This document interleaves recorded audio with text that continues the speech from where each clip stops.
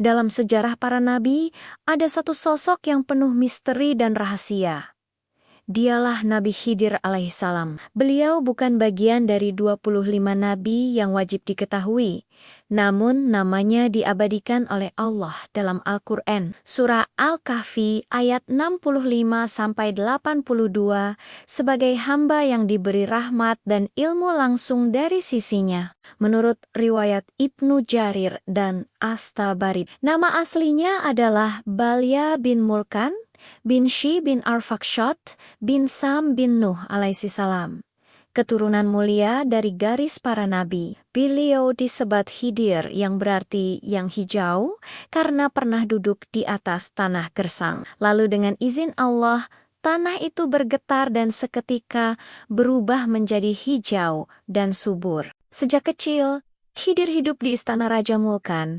Ayahnya sendiri, ia dibesarkan dalam kemewahan, makanan terbaik, guru-guru politik, strategi perang, dan sastra. Namun hatinya justru tertarik pada suara azan dari masjid rakyat dan majelis ilmu yang sederhana. Di dekat istana, ada sebuah rumah kecil milik seorang ahli ibadah yang zuhud. Khidir muda sering mampir ke sana, belajar tilawah dan mengenal Allah, merasakan ketenangan yang tidak pernah ia dapatkan di dalam istana. Dari sinilah tumbuh dalam dirinya keinginan untuk menjadi hamba Allah yang taat, bukan sekadar pewaris takhta. Raja Mulkan mulai gelisah melihat putranya kurus, lebih sering merenung dan mendekati ahli ibadah.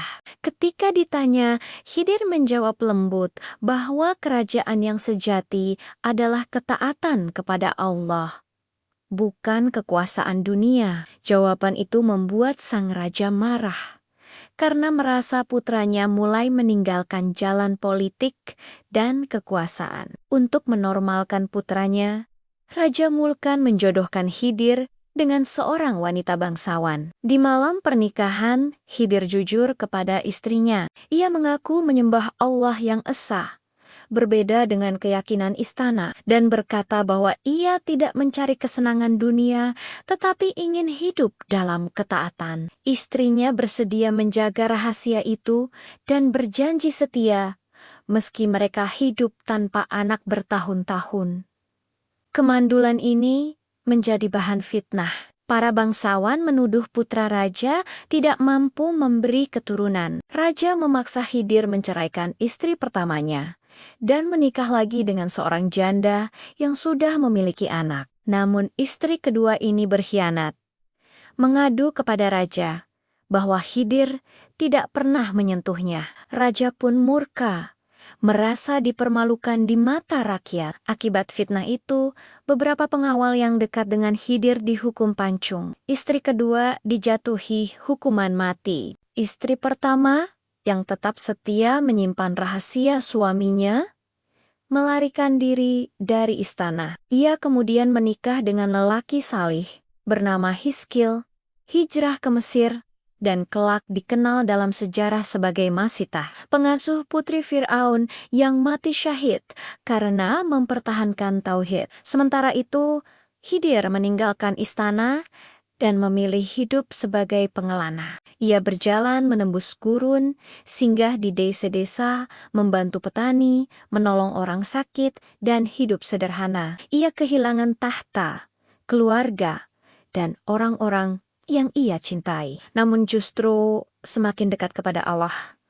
Dari luka dan pengasingan inilah Allah menyiapkan dirinya untuk misi besar berikutnya, pertemuan dengan Nabi Musa alaihissalam dan perjalanan menyingkap rahasia takdir. Al-Quran menceritakan bahwa suatu ketika Nabi Musa alaihissalam merasakan dahaga ilmu yang belum terpenuhi. Beliau diberitahu bahwa ada seorang hamba Allah yang diajari ilmu khusus olehnya. Bersama muridnya, Yusha bin Nun, Musa bertekad berjalan hingga sampai di pertemuan dua lautan Majma' al-Bahrain, sebagaimana disebutkan dalam surah Al-Kahfi. Di sana, Musa bertemu seorang hamba yang tenang, penuh wibawa, dan diselimuti menyelimuti rahmat dialah Khidir. Musa memohon izin untuk mengikutinya agar bisa belajar. Khidir memperingatkan sejak awal bahwa Musa tidak akan sanggup bersabar atas apa yang ia lihat,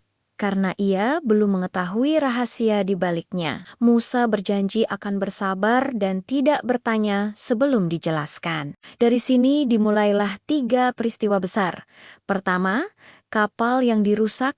Mereka menumpang kapal milik para nelayan miskin yang mengenal Khidir dan menolak mengambil bayaran. Tiba-tiba Khidir merusak kapal itu dengan melubangi bagiannya. Secara zahir, ini tampak kejam dan tidak berterima, sampai Musa memprotes. Namun di akhir perjalanan, Khidir menjelaskan bahwa di depan sana ada raja zalim yang merampas setiap kapal yang bagus. Dengan kerusakan kecil itu, kapal nelayan miskin tersebut justru selamat dari perampasan. Kedua, anak kecil yang dibunuh di sebuah kampung.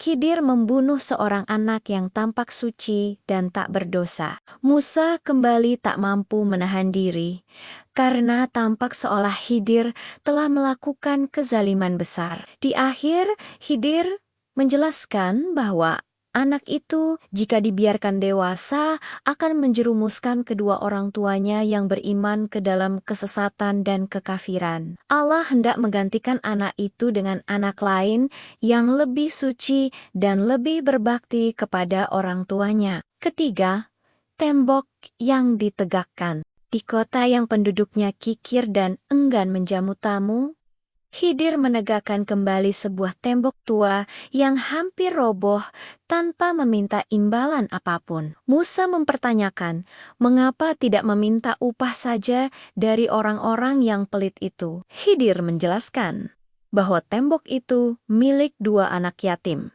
dan di bawahnya tersimpan harta peninggalan ayah mereka yang saleh. Allah menghendaki agar harta itu tetap tersembunyi sampai kedua anak yatim itu dewasa dan mampu mengelolanya. Semua itu, kata Khidir, bukanlah kehendaknya sendiri, melainkan perintah Allah.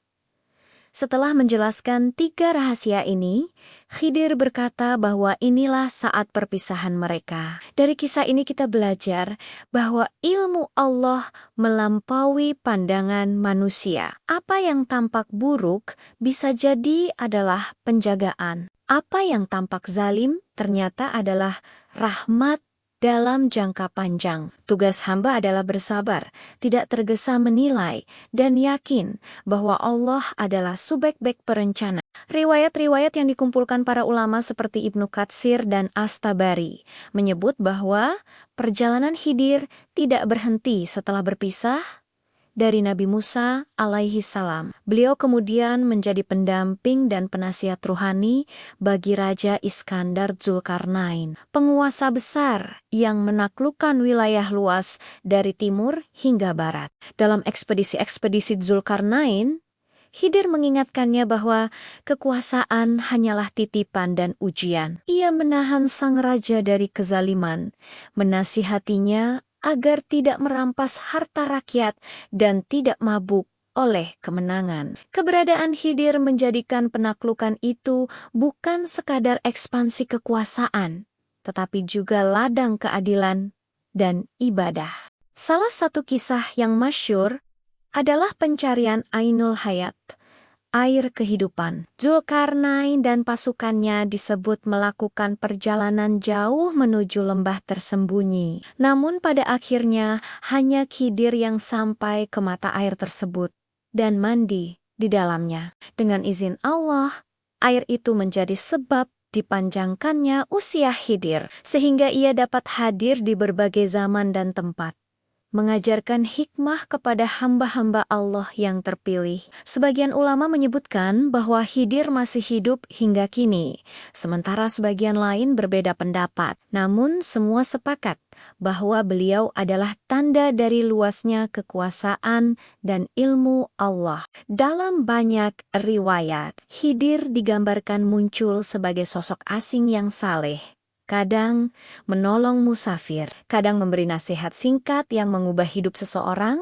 kadang hadir dalam mimpi para wali sebagai penguat hati. Tidak ada yang mengetahui dengan pasti di mana ia tinggal, kapan ia datang, dan bagaimana ia pergi. Karena itu sebagian ulama menyebutnya sebagai rahasia Allah di bumi. Pesan yang paling abadi dari kisah Khidir adalah tentang sabar dan adab terhadap takdir. Ia mengajarkan bahwa jalan Allah bukan untuk orang yang tergesa-gesa. Sabar adalah kunci untuk melihat rahasia di balik setiap peristiwa. Manusia sering menilai dengan pandangan pendek, musibah dianggap keburukan, keterlambatan dianggap kegagalan, kehilangan dianggap hukuman. Padahal, boleh jadi di balik semua itu ada penjagaan, pengganti yang lebih baik, atau derajat tinggi yang hanya bisa diraih melalui ujian. Kisah Khidir bersama Nabi Musa bersama Zulkarnain, dan dalam pengasingannya dari istana, semuanya mengajarkan satu hal, bahwa ilmu Allah meliputi segala yang tampak dan tersembunyi. Sementara ilmu manusia sangat terbatas. Maka jangan mudah berburuk sangka kepada Allah. Jangan tergesa-gesa menilai takdir. Dan jangan ragu bahwa setiap ketetapan Ia mengandung hikmah. Semoga kisah Nabi Khidir alaihissalam menambah iman, menguatkan kesabaran, dan membuat kita semakin tunduk pada keputusan Allah Subhanahu wa Ta'ala. Wassalamualaikum warahmatullahi wabarakatuh.